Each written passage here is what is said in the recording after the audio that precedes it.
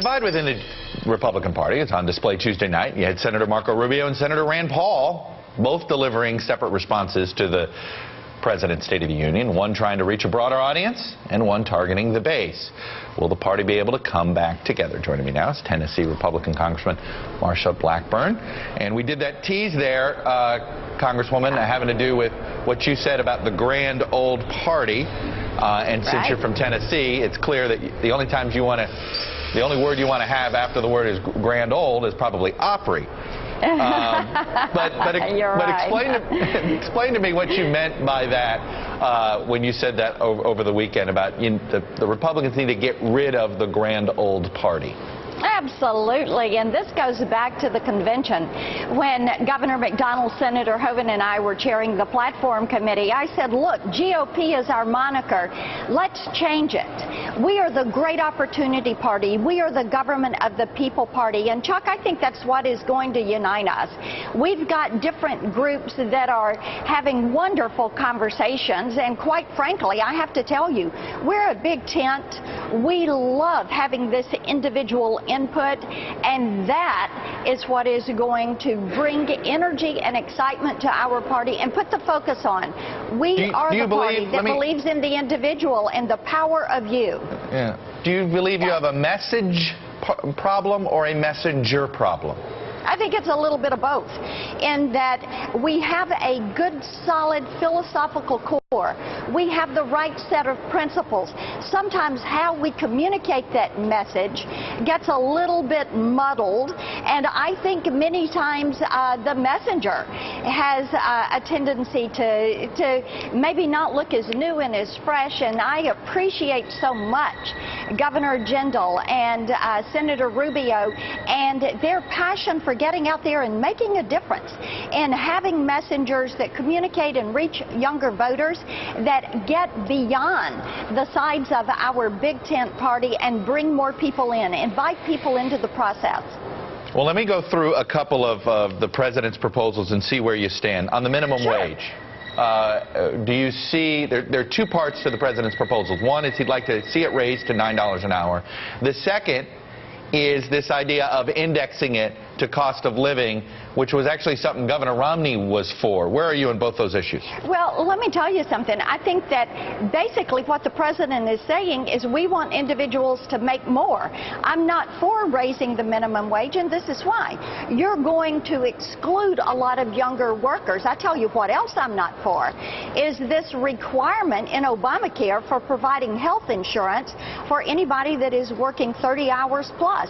That is going to restrict the earnings of a lot of young people, and as I'm talking to moms out there, one of their primary concerns is that their children no longer have the opportunity to go in and get a job at a training wage or a minimum wage and then be mentored into learning how to be responsible, getting that paycheck, understanding the process. So why would you take a step that is going to make it more difficult for employers to hire people? It makes no sense to me. Well, isn't there an easy compromise on this, that, you know, a majority adult, 18 or over, minimum wage is one thing, and you have an apprentice wage or a training wage?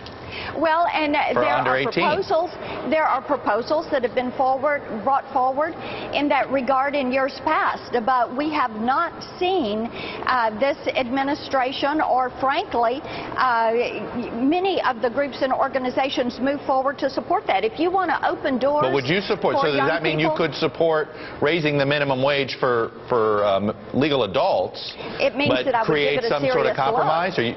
What's that? It means I would give it a serious look, and I would be thoughtful in my consideration of that. What we're hearing from moms and from school teachers is that there needs to be a lower entry level so that you can get 16, 17, 18-year-olds into the process. Chuck, I remember my first job when I was working in a retail store growing up down there in Laurel, Mississippi. I was making like $2.15 an hour, and I was being taught how to responsibly handle those customer interactions, and I appreciated that opportunity.